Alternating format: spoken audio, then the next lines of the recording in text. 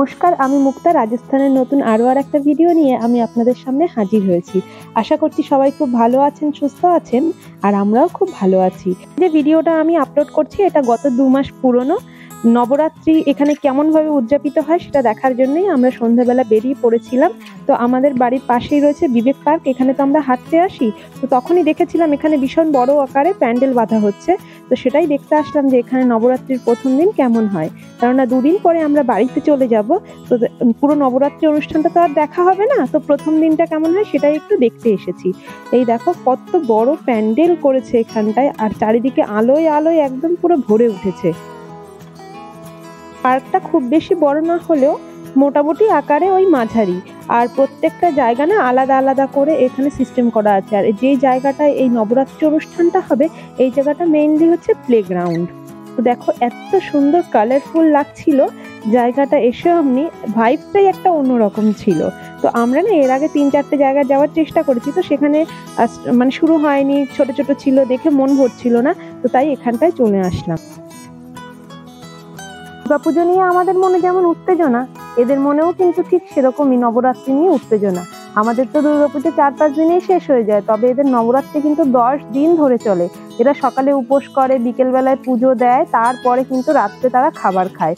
এদের নিয়ম কানুন সমস্ত কিছুই আলাদা। বাচ্চাদের প্রিয় দোলনার জায়গাটায় প্যান্ডেল করেছে, তাতে কি বাচ্চারা থামে? তাদের দোলনা তো তারা চড়বেই। তো সেরকমই তারা চড়ছিল, আর সবাই খুব সুন্দর সুন্দর করে সেজে এসেছে বাচ্চাগুলো দেখো। আর হাতে ডান্ডিয়ার লাঠি, যেহেতু অনুষ্ঠান কিছুক্ষণ পরে আরম্ভ হবে, এখানে প্রথমে এই যে আরতি দিয়ে অনুষ্ঠানটা আরম্ভ করে। এখানে কিন্তু পুরোহিত সেরকম কেউ থাকে না, এরা নিজেরাই প্রদীপ জ্বালিয়ে পাজাল জ্বালিয়ে মাধ্যমে প্রার্থনা করে। আর আমাদের কি হয়, পুরোহিত আসে, তাদের পুষ্পাঞ্জলির মাধ্যমে পুজোটা শুরু হয়, কিন্তু এখানে সেই সিস্টেম কিন্তু আমি দেখতে পেলাম না। সবাই মিলে একসঙ্গে প্রার্থনা শুরু হয়েছে এবং প্রার্থনা বেশ অনেকক্ষণ ধরেই চললো, প্রায় 20-25 মিনিট ধরে প্রার্থনা করার পরে সবাই এবারে একে একে করে মঞ্চে উঠে যাচ্ছে এবং ভগবানের যে মঙ্গল প্রদীপ সেটা নিয়ে ভগবানকে আরতি করছে, নমস্কার করছে, তারপর স্টেজ থেকে আবার ধীরে ধীরে নেমেও যাচ্ছে।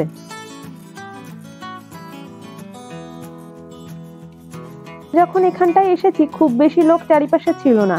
যেই অমনি আরতি স্টার্ট হলো দেখলাম হুড়মুড় করে চারিদিক থেকে পার্কে যত লোক ছিল সব এসে এই ময়দানে হাজির হলো এই একসাথে প্রার্থনা করবে বলে।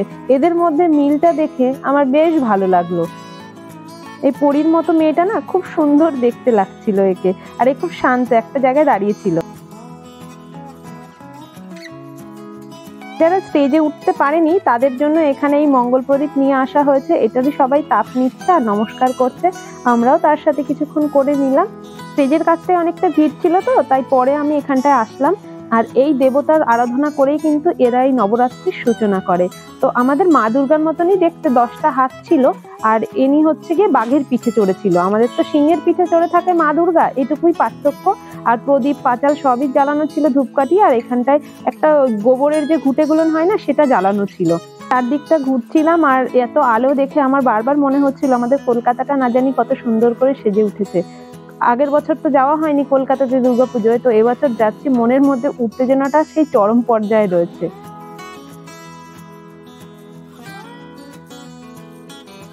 আরতি করার কিছুক্ষণের মধ্যে এখানের যে মূল অনুষ্ঠান ডান্ডিয়া খেলা সেটা শুরু হলো। আর এই ডান্ডিয়া খেলাটা না বাচ্চাদেরকে দিয়ে শুরু করা হয়। ছোট ছোট বাচ্চারা যারা খুব ভালো ডান্স করতে পারে না, তো তাদের বিভিন্ন অঙ্গভঙ্গির মাধ্যমেই এই অনুষ্ঠানটা শুরু হয়। কপিরাইটের কারণে এরা কোন গানে এখানে নাচছে সেই গানটা কিন্তু আমি অ্যাড করতে পারলাম না, তবে গানটা সাধারণত হিন্দি গানও নয় আর আমাদের বাঙালি গানও নয়, এরা হয়তো গুজরাটি বা মারোয়ারি এমন মিলেমিশে কোনো একটা গান হবে। তবে গানটা শুনতে কিন্তু বেশ ভালোই লাগছিল, আর গানের তালে তালে বাচ্চারা যেমন করে পারে তেমন করে নাচছিল। বাচ্চাদের অনুষ্ঠান কিছুক্ষণ দেখে নিয়ে আমরা এখন এসেছি পার্কটা একটু ঘুরতে, কেননা পার্কে এসেছি আর পুরো পার্কটা একটু হাঁটবো না সেরকম তো ভালো লাগে না। আর দেখো পার্কটা আজকে না আলোয় আলোয় একদম পুরো ভরে উঠেছে, আর এখানে বেশিরভাগ সব বাচ্চারা বড়রা এক জায়গায় বসে সব গল্প করছে, খেলছে। লাল আর সবুজ ঘাগরা পরা মেয়েটা প্রায় 1 ঘন্টা ধরে অনবরত একই তালে নেচে চলেছে। তাকে দেখতে এত সুন্দর লাগছিল, যেমন ফর্সা তেমন তার তাল। তো বাচ্চাদের ডান্স প্রায় শেষের পর্যায়ে, এরপরে কিন্তু বড়দের হবে। আর এই ছোট্ট মেয়েটাকে দেখো, এর না আছে ভয় না আছে ডর। এর মা বাবা একদিকে রয়েছে, ও মা বাবার কাছে থাকবে না, ও সারা জায়গায় ঘুরে বেড়াবে।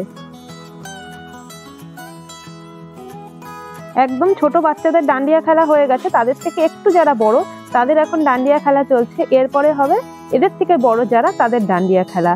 তো রাত তো অনেকই হয়ে যাচ্ছে, আমরা ভাবলাম এদেরটা যখন শেষ হয়ে যাবে এদের পরে একটু বড়দের খেলা দেখে নিয়ে চলে যাব। তো এই দেখো এখন আবার বড়দেরটা স্টার্ট হয়ে গেছে। এই ব্লু কালারের ড্রেস পরা মেয়েটা কি সুন্দর নাচছে। এটা মেয়ে না বউ আমি বুঝতে পারলাম না, তবে এর তালটা খুব সুন্দর লাগছিল।